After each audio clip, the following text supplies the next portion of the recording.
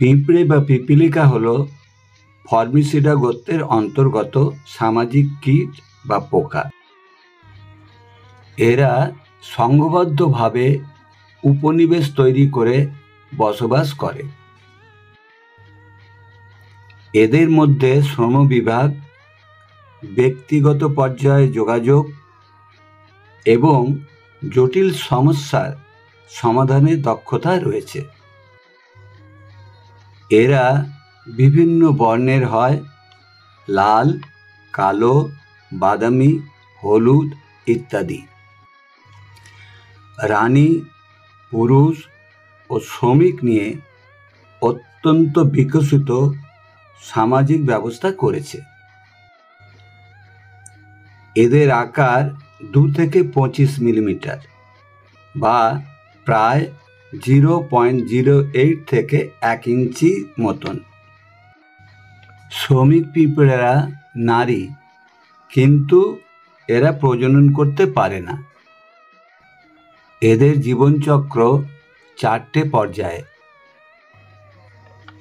ডিম, larva, pupa এবং প্রাপ্তবয়স্ক।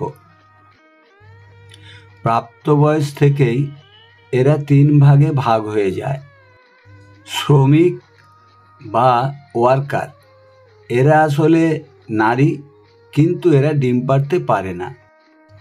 তারপরে মেল বা পুরুষ পিঁপড়ে। আর রানীর কাজ হলো বাসায় থাকা এবং ডিম পাড়া।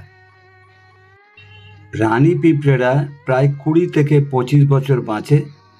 শ্রমিক পিঁপড়েরা 1 থেকে 2 বছর বাঁচে।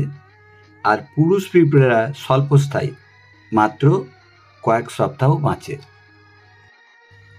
এই পিঁপড়েরা বাগানের গাছের বিরাট ক্ষতি করে। আজকের ভিডিওতে জানব এই পিঁপড়েরা বাগানের গাছে আসে কেন, এরা বেঁচে থাকার জন্য কি খায় এবং গাছের কি ক্ষতি করে, এবং ঘরোয়াভাবে এদের কিভাবে দমন করা যায়। এই নিয়েই আজকের ভিডিও। তাই আপনাদের কাছে অনুরোধ করছি ভিডিওটা সম্পূর্ণ দেখবেন। ভিডিওটা দেখে যদি ভালো লাগে তাহলে অতি অবশ্যই লাইক, কমেন্ট এবং শেয়ার করবেন। নমস্কার বন্ধুরা, গ্রীষ্ম চলছে এবং এরপরে বর্ষা শুরু হয়ে যাবে। আজকের এই প্রতিবেদনটা গ্রীষ্ম এবং বর্ষার জন্য এক আদর্শ পোস্ট। আমরা লক্ষ্য করেছি বাগানে, টবের গাছে, বাগানের গাছেতে এই সময়টা পিঁপড়ের আনাগোনা বেড়ে যায়। কারণ গ্রীষ্মকালে বাইরে প্রচণ্ড তাপপ্রবাহ চলে। এই তাপপ্রবাহের হাত থেকে বাঁচবার জন্যে এই পিঁপড়েরা কি করে, টবের ছিদ্রের ভেতর দিয়ে মাটির ভেতরে এসে বসবাস করে এবং শান্তিতে থাকে। কারণ বাইরের আবহাওয়া থেকে তুলনামূলকভাবে টবের ভেতরের মাটি ঠান্ডা থাকে, তাই তারা বসবাস করে ওখানে। আর বর্ষাকালে কি হয়, টবের ভেতরে থাকা মাটিগুলো এরা কি করে, বর্ষার জল যখন পর্যাপ্ত পড়ে টবের মাটি ভিজে যায়, তখন ওরা বেরিয়ে পড়ে অন্য জায়গায় আস্থানে করে। বিশেষ করে গাছের ওপরে, গাছের ডালপালার মধ্যে, যে মাটির উষ্ণ এবং আর্দ্র জলবায়ু হচ্ছে পিঁপড়ের আদর্শ জায়গা। এখন প্রশ্ন হচ্ছে, পিঁপড়ে বাগানের গাছেতে কেন আসে? সাধারণত এরা খাবারের সন্ধানে মাটির থেকে বেরিয়ে আসে। উদ্ভিদ সালোক সংশ্লেষণ প্রক্রিয়ার দ্বারা শর্করা সংশ্লেষিত করে, যা পিঁপড়েদের আকর্ষণ করে। গাছপালার কাছে অ্যাপিথিক্স মানে শোষক জাতীয় পোকা, যারা উদ্ভিদ থেকে পাতার রস এবং উদ্ভিদের কচি কাণ্ডকে চিবিয়ে খেয়ে উদ্ভিদকে নষ্ট করে। এই পোকাগুলোর মধ্যে যেমন পড়ে সাদামাছি, জাপ পোকা, মাইটস, মিলিবাগ ইত্যাদি ইত্যাদি। এদের গা থেকে একটা তরল মিষ্টি পদার্থ এরা বার করে। এই পদার্থ পিঁপড়েদের আকর্ষণ করে এবং এই পদার্থ খাওয়ার জন্যে পিঁপড়ে মাটির থেকে বেরিয়ে এসে গাছের গোড়া দিয়ে বেয়ে ডালপালাতে যায়, যে ওই মিষ্টি তরল খাবার পিঁপড়ে খায়।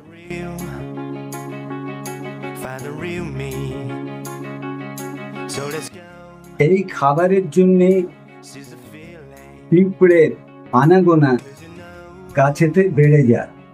এবারে আসি পিঁপড়ের খাদ্য কি। পিঁপড়েরা তাদের বাসার থেকে বেরোয় খাদ্যের সন্ধানে।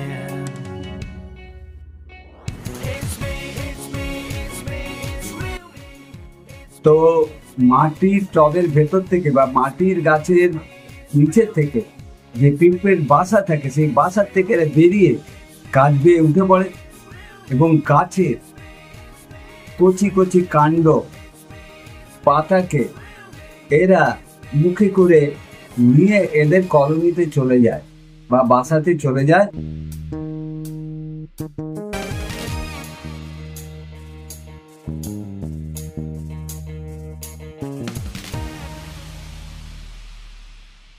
এই খাবারগুলো সংরক্ষণ করে রাখে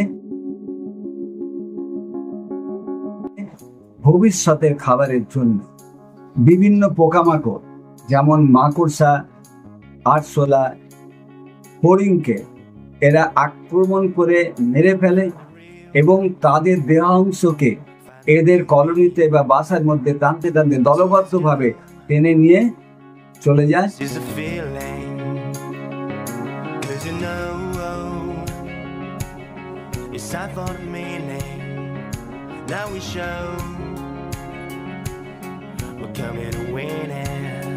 সংরক্ষণ করে রাখে ভবিষ্যতের খাবারের জন্য।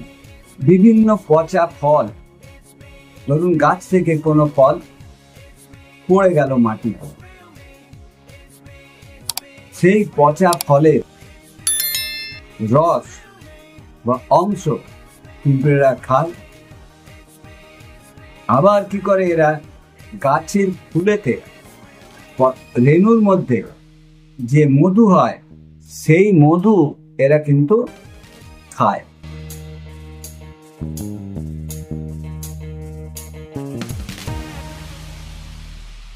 বা নিয়ে গিয়ে বাসাতে সংরক্ষণ করে ভবিষ্যতের খাবারের জন্য। এবারে আসা যাক, এরা গাছের বা উদ্ভিদের কি ক্ষতি করে।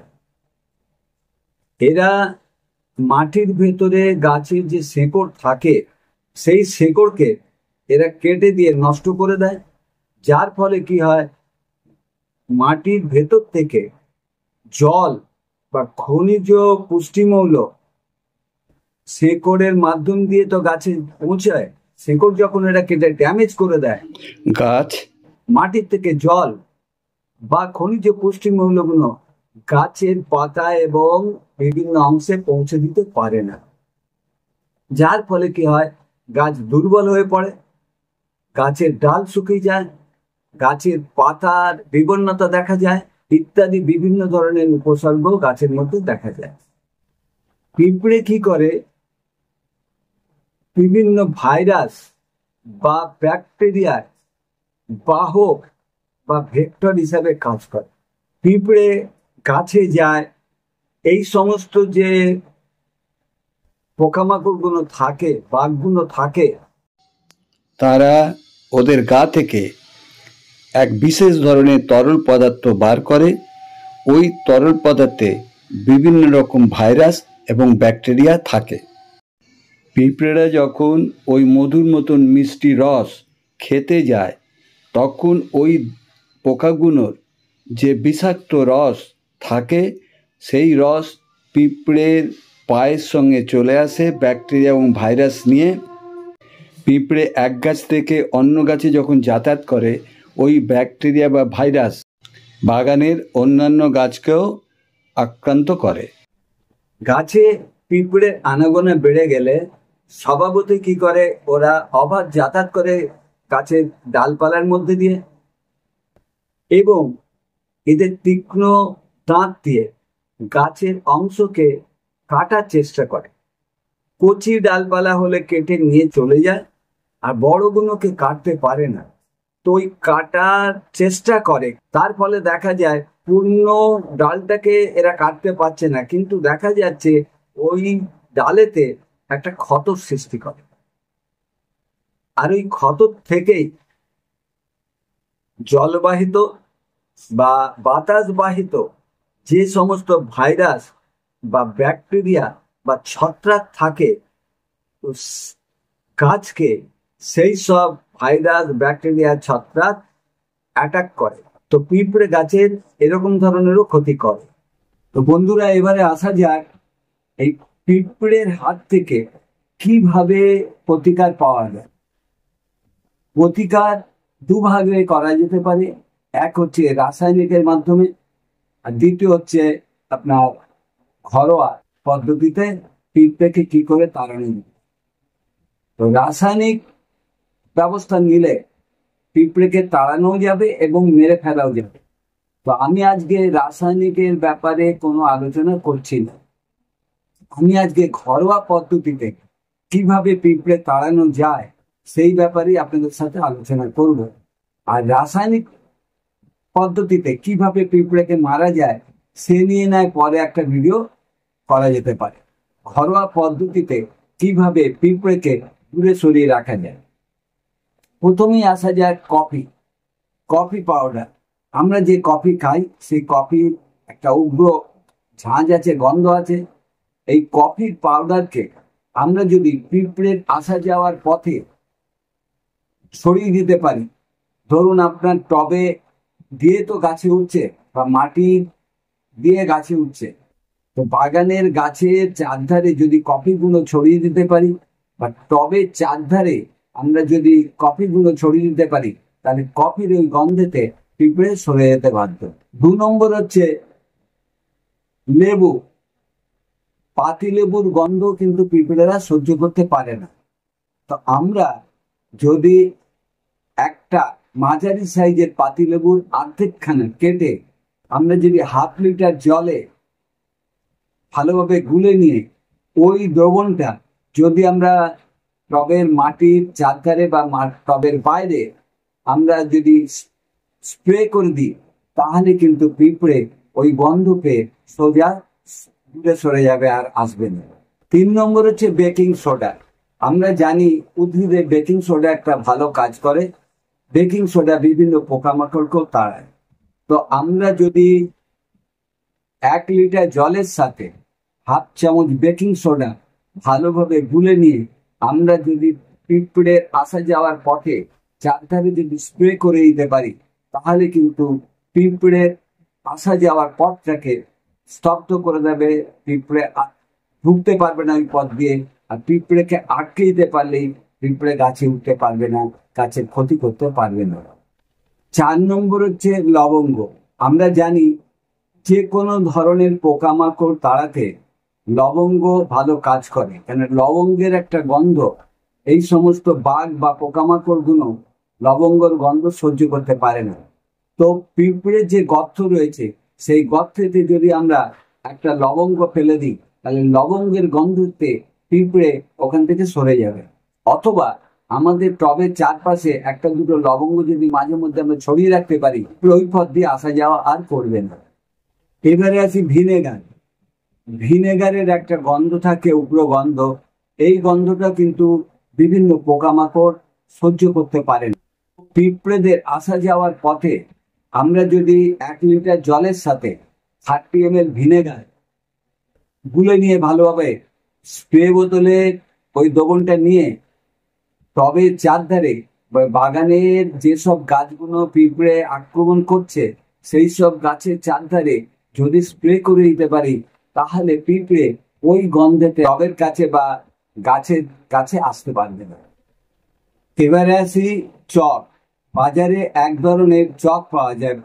ওই চকটাকে পিঁপড়ের আসা যাওয়ার যে পথ, সেই পথে যদি একটা দাগ কেটে দেওয়া যায়, মানে গন্ডি কেটে দেওয়া যায়, যেটাকে বলে লক্ষণ সীমা, তো সেই সীমা যদি আমরা ওই চক দিয়ে একটা সীমানা করে দিতে পারি, যে যে পিঁপড়ে আসা যাওয়ার পথটা রয়েছে সেই পথে যদি আমরা দিয়ে দিতে পারি, তাহলে পিঁপড়ে আর ওই গন্ডির সীমার ভেতরে ঢুকতে পারবে না। কারণ গন্ডি সীমার ভেতরেই আপনার গাছ রয়েছে, কাজেই যদি ঢুকতে না পারে তাহলে পিঁপড়ে গাছে আসতে পারবে না এবং গাছের ক্ষতি করতে পারবে না। এই ছিল আমার ভিডিওটা দেখে যদি আপনাদের ভালো লাগে তাহলে অতি অবশ্যই একটু বেশি করে লাইক করবেন, কারণ আপনাদের কাছ থেকে যত বেশি আমি লাইক পাবো তাহলে আমার নতুন নতুন ভিডিও করার প্রবণতা বা ইচ্ছে বাড়বে এবং আগামী দিনে এরকম নতুন নতুন ভিডিও নিয়ে আপনাদের সামনে উপস্থিত হতে পারবে। আর ভিডিওটা সত্যিই যদি দেখে আপনাদের ভালো লাগে আর যদি মনে করেন ভিডিওটা একটা কাজের ভিডিও, তাহলে আপনাদের কাছে অনুরোধ করব, যদি সম্ভব হয় আপনাদের পরিচিত যে সমস্ত বন্ধু বান্ধবরা রয়েছে, বিশেষ করে যারা বাগান প্রেমী, যারা ছাদ বাগান প্রেমী, এরকম ধরনের মানুষের কাছে ভিডিওটা প্লিজ একটু শেয়ার করে দেবেন। তাহলে তারাও জানতে পারবে যে গাছে বা বাগানে পিঁপড়ে আসলে কিভাবে এদেরকে ঘরোয়া পদ্ধতিতে দূরে সরিয়ে রাখা যায়। আর নতুন বন্ধুরা যারা আমার চ্যানেলে এসেছেন তাদের কাছেও আমার অনুরোধ, তাদেরও যদি ভিডিওটা দেখে ভালো লাগে বা আমার ভিডিওগুলো দেখে আপনাদের ভালো লাগে কিন্তু এখনো পর্যন্ত আমার চ্যানেলটাকে সাবস্ক্রাইব করেননি, তাদের কাছে আমি অনুরোধ করব, প্লিজ ছাদ বাগান এবং কৃষি সংক্রান্ত বিষয়ের ওপরে নতুন নতুন আপডেট যদি পেতে চান তাহলে আমার চ্যানেলটাকে সাবস্ক্রাইব করে পাশে থাকা বেল ঘন্টাটায় পুশ করে অল করে দেবেন। আজকের মতন আমি এখানেই আমার ভিডিও শেষ করলাম। আগামী দিনগুলো আপনারা ভালো থাকুন, সুস্থ থাকুন, আর আমি খুব শিগগিরই আপনাদের কাছে এরকম ধরনের নতুন কোনো ভিডিও নিয়ে উপস্থিত হব। ধন্যবাদ বন্ধু।